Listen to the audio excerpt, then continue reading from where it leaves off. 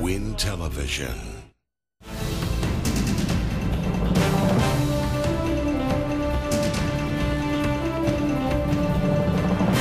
This is Win News. Tonight, the crew of the stranded coal carrier free on bail. Food supplies fast-tracked to a stranded township. And daylight saving sparks an angry debate.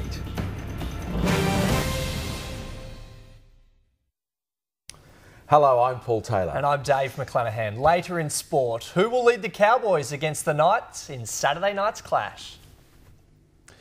Two crewmen appeared in Gladstone Magistrates Court today, charged over the grounding of the Sheneng 1 into the Great Barrier Reef. While both were granted bail, the chief officer on watch has been forced to adhere to strict conditions, including residing on the vessel. A man has died in a single vehicle accident on the outskirts of Rockhampton this afternoon.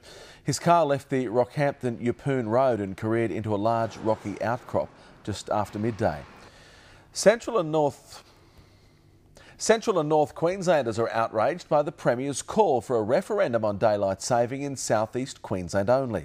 Anna Bligh is requesting her minister seek opinion in their electorates and report back next month. Emergency food supplies have been fast-tracked to a flood-stricken far north Queensland township. Cohen storeholders say they've been without milk, fresh produce and flour for almost a week. Over 150 backpackers united last night in a strong display that they were not going to tolerate the alleged abuse on Bundaberg farms anymore. The state's workplace rights ombudsman held more meetings today, but only a handful of contractors showed up. Queensland Health has contacted the families of 4 school students who may have been checked with non-sterile dental equipment. An expert panel has met to discuss the incident, but at this stage say the risk of disease is extremely low. The Wide Bay Burnett Conservation Council's ramping up its assault against a proposed coal mine near Aldershot. Just as Northern Energy staged consultations this weekend passed, the Conservation Council's meetings planned to inform the community of the potential health risks. Coming up on the late news, a Bundaberg man sets sail on the high seas and the grandson of a local digger pays a special visit.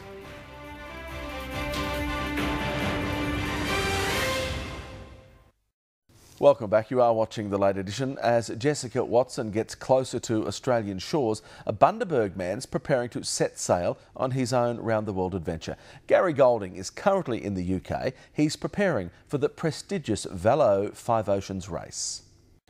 The grandson of a digger has paid a special visit to a Cannes cinema for the premiere of Beneath Hill 60. The Australian World War II film sparked childhood memories for Bruce Edmondson. And now it's time for Win's very own little digger, and that is Dave McLenghan with sport, and Big Willie celebrates a big milestone. He does indeed. And Cairns coaches put their hands up for the Furies' top job.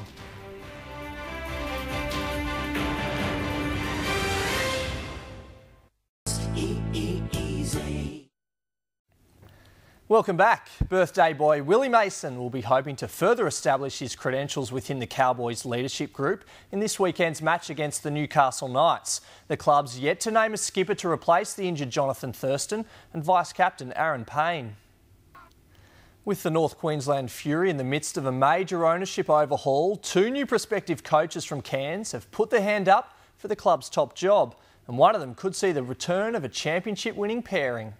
For the first time in 8 years, Emu Park is preparing to host the Queensland Junior Lifesaving Championships. Thousands of people are expected to flock to the Capricorn Coast for the biggest Snippers Carnival of the year. Some great young talent there, Paul. It'll be a good carnival. And yes, the local team should do very well, as always. Very competitive at their best. Thank you, David. After the break, the best weatherman in the business, Peter Byrne.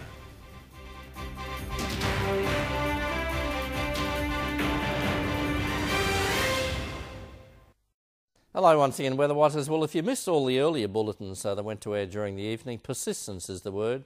What am I talking about? There's little change possibly for at least a week through most of Queensland. During today, Friday, that high moves over the southern Tasman. It does intensify, remains very, very slow moving. If anything, in 4 or 5 days' time, it may step back about 5 to 10 degrees of longitude. But it's quite a solid system. The pressure gradient is reasonably tight, and those hectopascals are every 4 millibars, or the spacing rather is every 4 hectopascals. So moderate to rough seas and a good scattering of shower activity along most of the East Queensland coast, but rather isolated further inland. Temperatures for Friday: Townsville 21 to 30. There should be at least the shower icon in most centres, particularly along the coast. Rockhampton 19 to 28. Gladstone 20 to 28, fine for Emerald. Bundaberg, a shower or two probable, 27 degrees for the maximum, much the same for Hervey Bay and Maryborough. Maroochydore and Caloundra 17 to 26, and finally, but certainly not last there, Toowoomba, possibility of a shower, 13 to 22 degrees. That's it for the weather. Now it's straight back to Paul. You beauty, Pete. Thank you for that. Thanks for sticking around as well. You too, Dave. Thank you. Good night. Good night.